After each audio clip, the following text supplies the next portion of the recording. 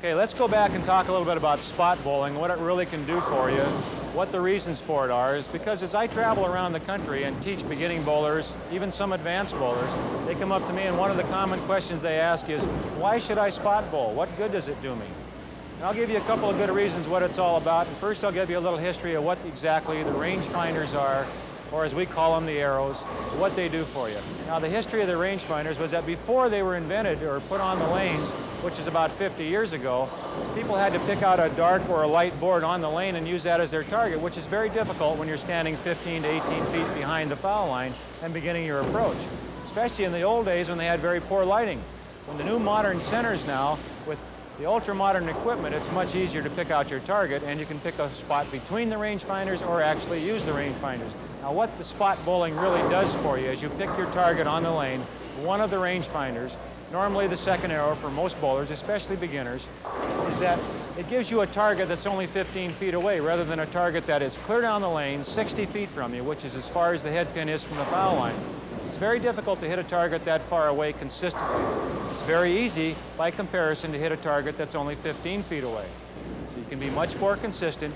It does a multitude of other good things for you also, such as keeping your head down because the target is closer, it's directly in front of you. As you make your shot, your head stays down, and it gives you a more consistent release, a more consistent follow-through for a better roll, and naturally, more strike power. I know that some of you have noticed throughout the program that I'm wearing what we call a wrist support on my hand. And the reason, multiple reasons for wearing these things, and a lot of the players on our tour wear them, and a lot of the higher average bowlers, and a lot of the beginners wear them. And the reason for wearing one of these is it helps you keep your wrist and your hand in the proper position throughout delivery. There are a great many different kinds of these things on the market. Some of them won't let you move your wrist at all. Some of them give you a little flexibility. Some of them have straps across your hand. Some don't. Some of them go way up your arm. Some of them go on even down into your fingers in areas like that. Some are like a glove. Some fit only on the wrist. But they all try to do one specific thing. That's to put your hand in the proper position at release. I would recommend to the average bowler and the beginning bowler that you do try to use one of these to develop what we call muscle memory, which creates the feeling of having your hand and your wrist in the proper position for a good firm release. It helps you to do that, especially the ladies and the younger bowlers.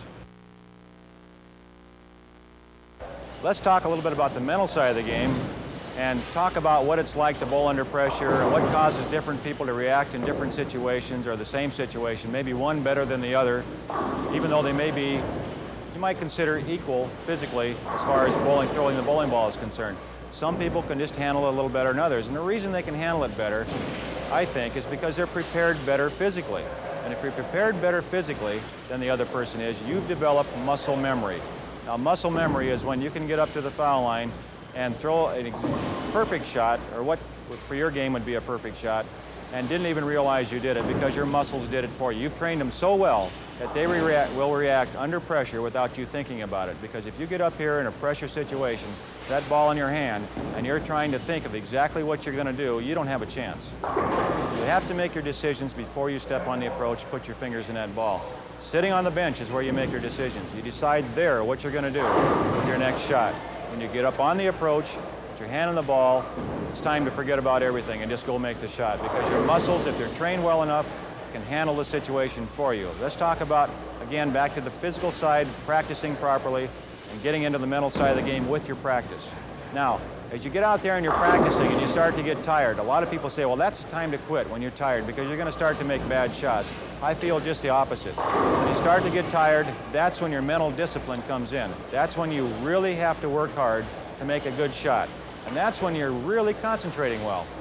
If you concentrate really well, when you really want to quit, you don't want to throw any more shots, and you get out there and throw that one extra shot or those 3 extra balls and say, I'm going to really make this a good shot because I'm going to concentrate before I pick the ball up.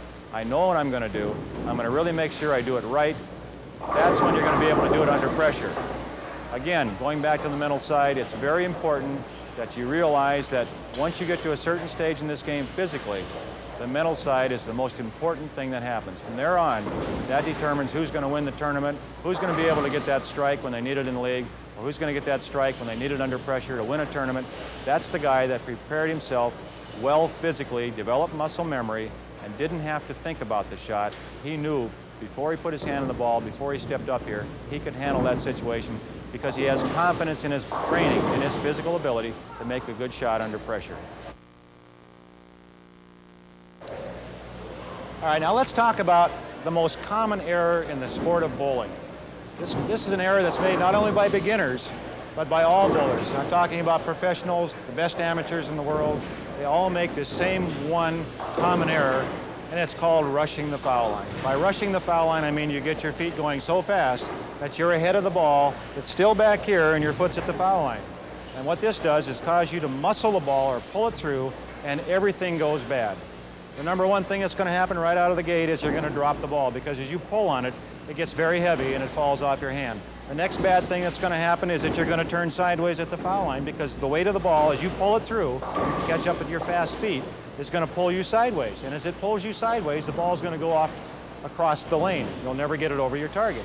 Obviously, that's not the way you want to bowl. You want to keep your feet slow for balance, for good coordination, and a good, consistent stroke with the bowling ball. Now, the way we do this, obviously, as I told you before, is to be nice and relaxed with your knees bent, nice and relaxed in the knees. Most of the weight on this hand with the bowling ball so that you can relax up in here in the shoulder area. And then as you take your first step, it's that push away that lets it relax and swing. Now, if you start poorly, here's where you get in trouble. If you start poorly, this is what makes you rush the foul line, right here. You take a big, quick first step.